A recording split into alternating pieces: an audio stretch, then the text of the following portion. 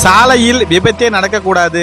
நீங்க வண்டியில போகும்போது பாத்தீங்கன்னா உங்களுக்கு எந்த விதமான அசம்பாவிதமும் நடக்கக்கூடாது அப்படின்னாக்க நான் சொல்ற இந்த டிப்ஸை மட்டும் நீங்க ஃபாலோ பண்ணுங்க.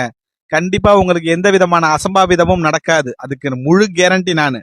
என்ன செய்யணும்னு கேட்டீங்கன்னாக்க விட்டு கொடுக்க மனப்பான்மை வாழ்க்கையிலும் சரி சாலையிலும் சரி விட்டு கொடுக்க மனப்பான்மை இருந்துச்சுனாக்க எல்லாத்துக்குமே கண்டிப்பா ஒரு தீர்வு இருக்கும்.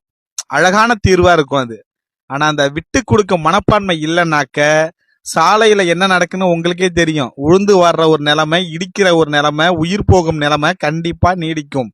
ஆனால் அதே போல வாழ்க்கையிலையும் நம்ம விட்டு கொடுக்க மனப்பான்மை இல்லைனாக்க அப்புறம் தான் நிறைய இப்போ இந்த சினிமா நடிகர் நடிகைகளே அதுக்கான உதாரணமா இருக்கிறாங்க. ஆரம்ப காலத்துல பாத்தீங்கன்னாக்கா இவங்க only one mind, she is my girl, she is my bestie, she is my wife, அப்படி இப்படிலாம் அள்ளி விடுவாங்க. சிறிது காலத்திற்கு அப்புறம் பாத்தீங்கன்னாக்க அப்படியே பாத்தீங்கன்னா அது ஏதோ ஒண்ணு. ஒரு சிலர்லாம் இப்பெல்லாம் மறைக்கிறாங்க, என்ன உண்மைன்னு சொல்ல மாட்டேங்கிறாங்க. ஒரு சிலர் இதுதான் உண்மை அப்படின்னு சொல்லிட்டு பிரியிறாங்க. அந்த ஒரு சூழ்நிலை தான் உண்டாகும். அதனால முடிஞ்ச அளவுக்கு விட்டு கொடுக்க மனப்பான்மை. மனிதத்தையே நிறைய இழந்துகிட்டு இருக்கிறோம். இந்த மாதிரி வீடியோ எடுத்து போடுற மத்தியா இதுவும் ஒரு சுயநலம் தானே.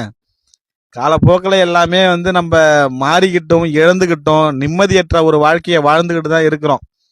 உடல் உறுப்பு நல்லா இருக்கிற வரையும் அதை பத்தின ஒரு விளக்கம் நம்மளுக்கு புரியாது. நம்ம அதை பெருசா நினைக்கிறதும் கிடையாது.